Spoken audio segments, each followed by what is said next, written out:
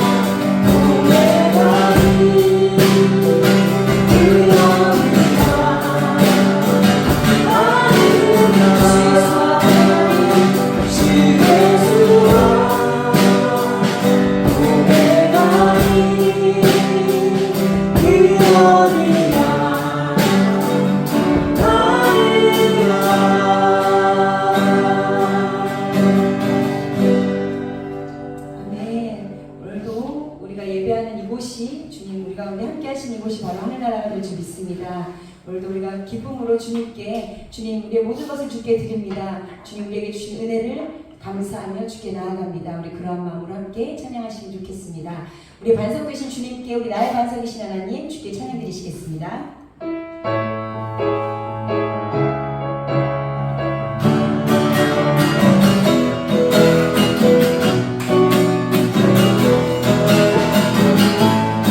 다 같이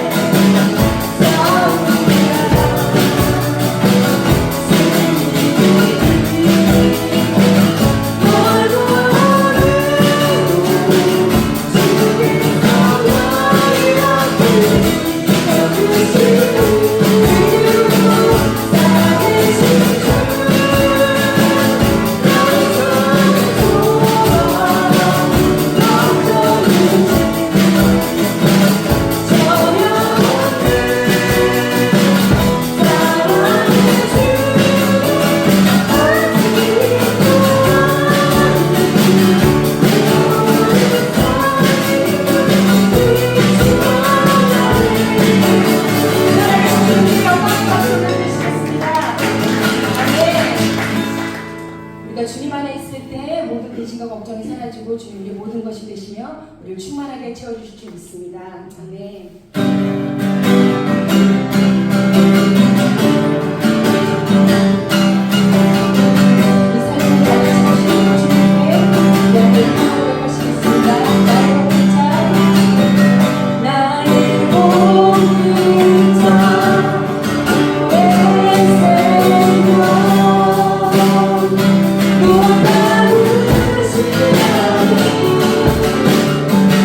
주의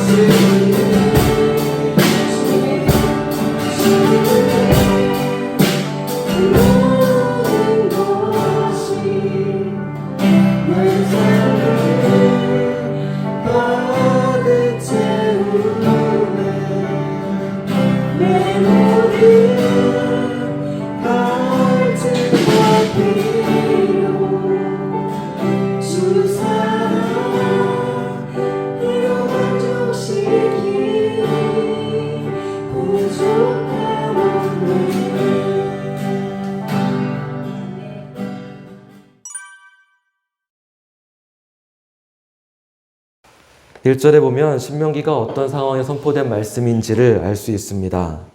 새 번역 성경으로 한 번 더 읽어보면 이것은 주께서 호렙에서 이스라엘 자손과 세우신 언약에 덧붙여서 모세에게 명하여 모압 땅에서 이스라엘 자손과 세우신 언약의 말씀이다 라고 했습니다. 신명기는 말 그대로 새로운 명령입니다. 첫 번째 언약은 호렙에서 선포되었습니다.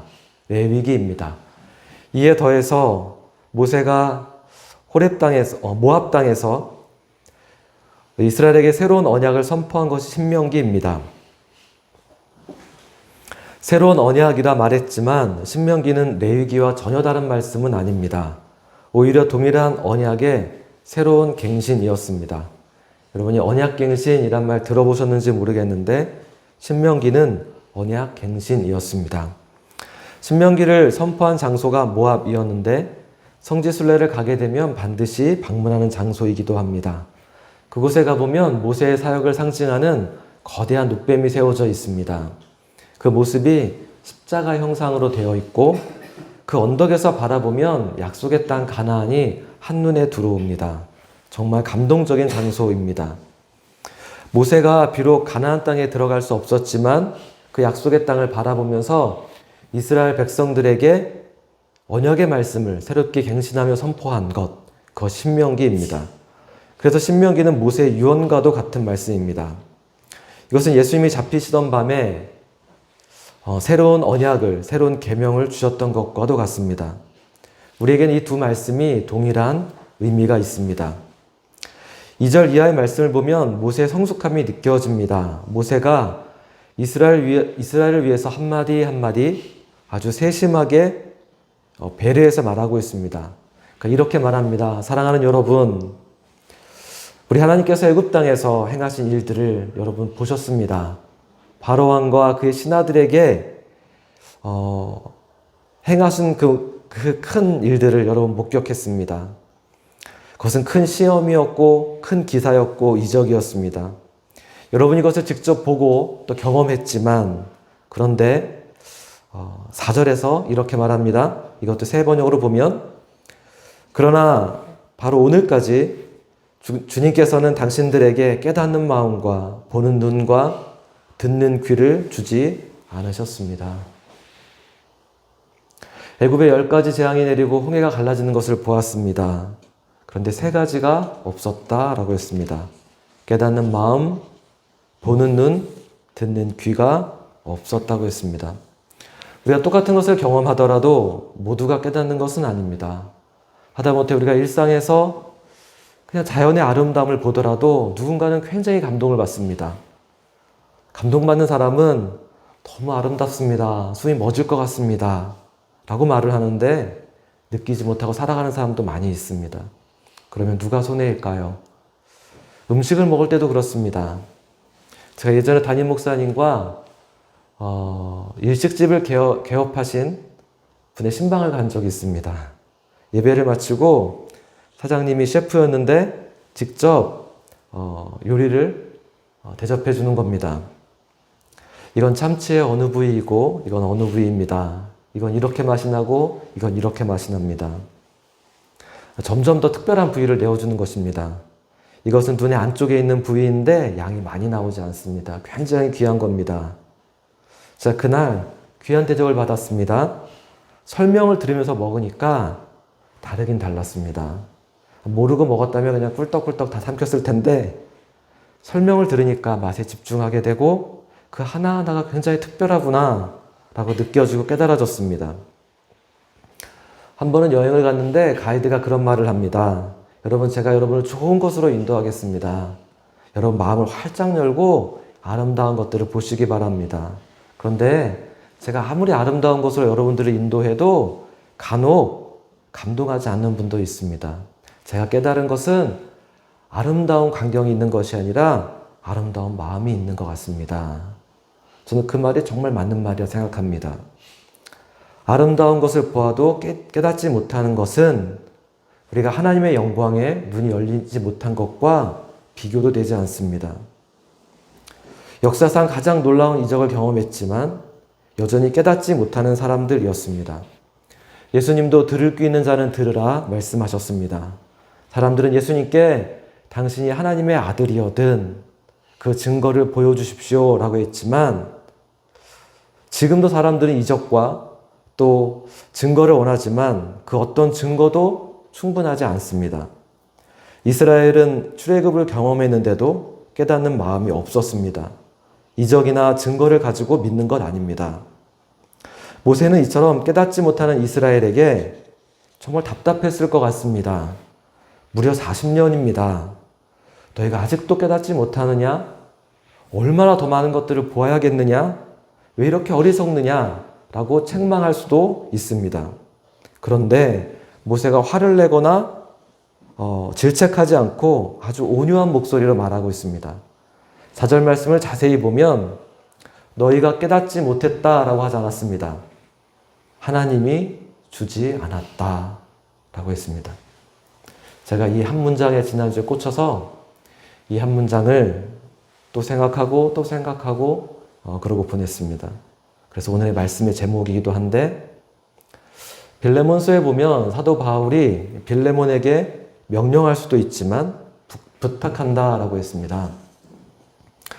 바울은 빌레몬에 비해서 훨씬 더 연장자였고 연륜도 있고 영적인 권위도 있었지만 오네시모를 위해서 겸손하게 부탁했습니다. 이것이 바울의 성숙함이었습니다. 모세도 그의 삶의 마지막 순간에 하나님의 말씀을 선포하며 그의 온유함을 드러냅니다. 하나님이 주시지 않았습니다. 말씀 그대로 하나님이 주시지 않았다면 그것은 하나님의 책임이 됩니다.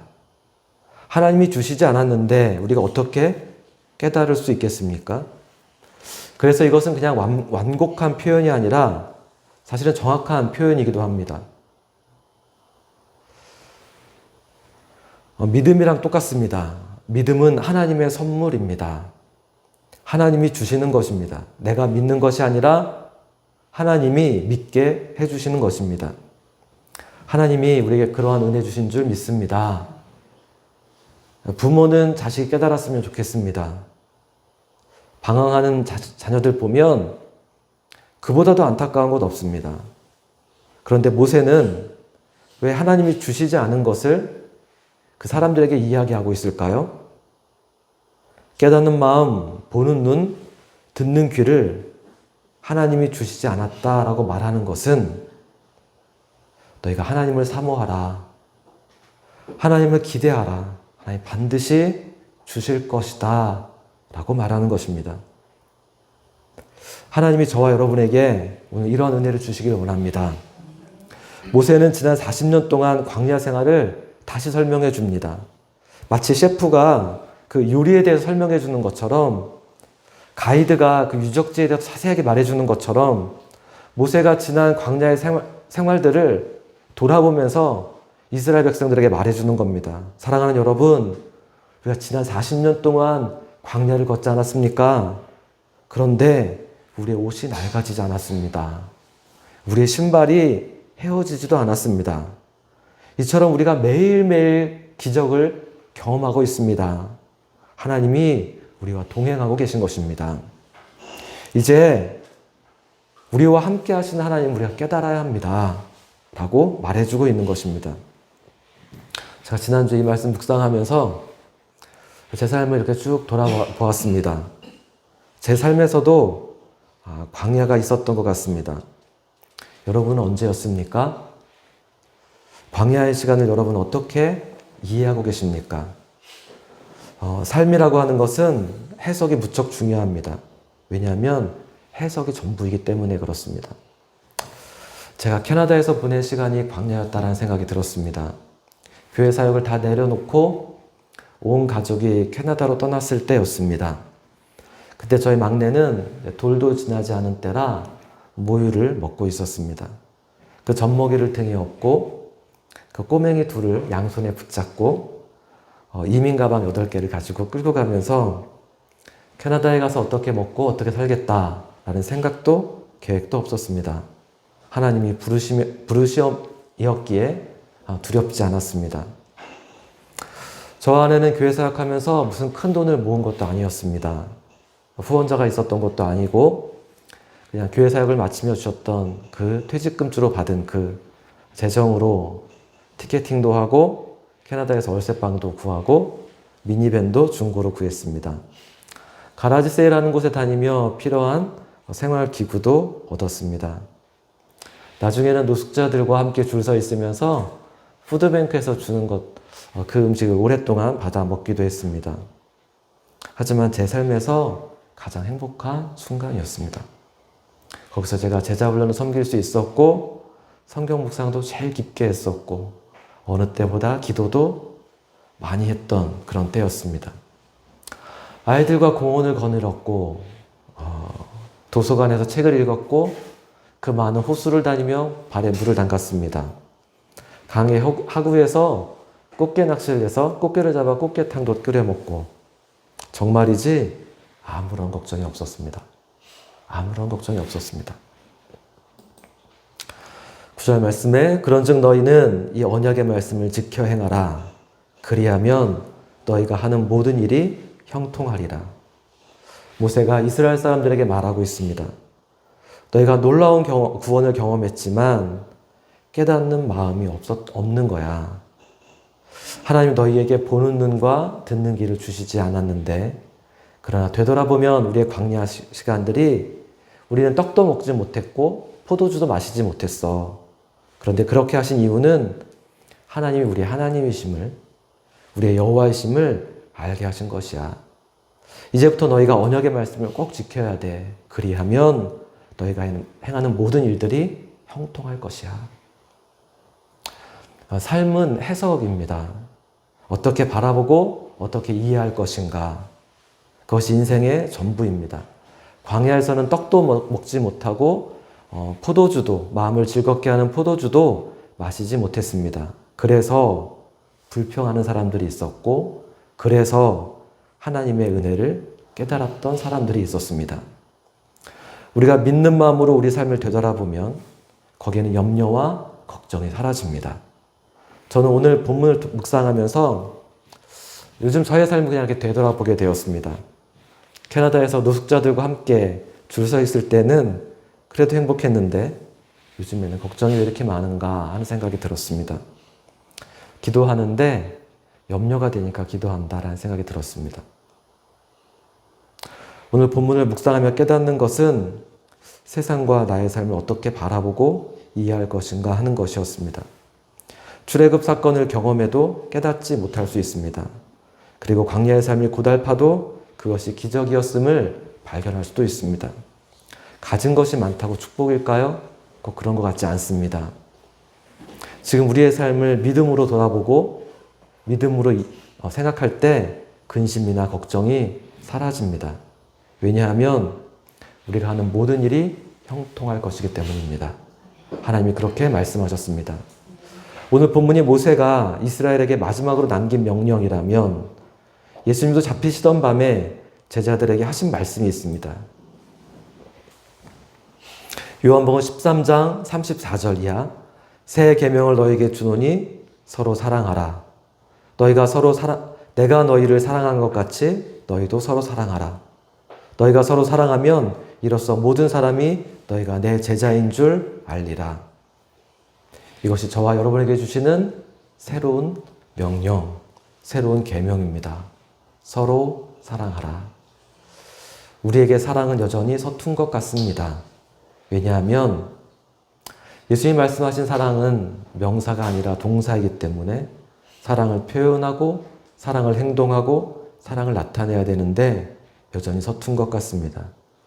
신명기가 언약에 대한 갱신이었다면 시내산에서 말씀을 다시 한번 갱신하는 의미였다면 오늘 이 말씀이 우리가 다 새롭게 갱신하는 그런 말씀이기를 원합니다. 감리교회 아버지 존 웨슬리 목사님은 언약 갱신 예배를 드렸습니다. 성도들과 함께 다시 말씀을 앞에 서고 다시 다짐하고 새롭게 결단하는 시간들을 가졌습니다. 오늘 우리는 믿음으로 우리의 삶을 다시 되돌아보고 염려와 두려움과 걱정이 있다면 하나님이 우리를 얼마나 사랑하시는지 다시 한번 우리 마음에 새기고 그 사랑으로 다시 한번 우리가 사랑으로 우리에게 주신 사람들을 사랑하기로 다짐하고 결정하는 그런 우리들이었으면 좋겠습니다. 같이 기도하시겠습니다.